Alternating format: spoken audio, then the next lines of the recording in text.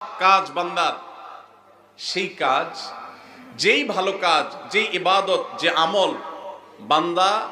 নিয়মিত করে, পরিমাণে সেটা অল্প হলেও হোক, পরিমাণে অল্প কিন্তু করে নিয়মিত, আল্লাহর কাছে আমলটা বেশি প্রিয় সেই আমলের তুলনায় যে আমল একসাথে অনেক করা হয় কিন্তু পরে আর করার কোনো খবর নেই। কেউ রমজানে কোরআনে কারীম 2 খতম দিয়েছেন,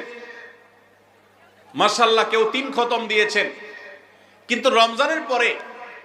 কোরআনে কারীম 3 খতম, 2 খতম, 1 খতম দেয়া তো দূরের কথা,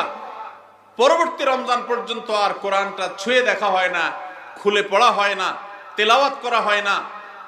1 পৃষ্ঠা পড়ার সুযোগ হয় না। তাহলে এই 3 খতম 2 খতমের চাইতে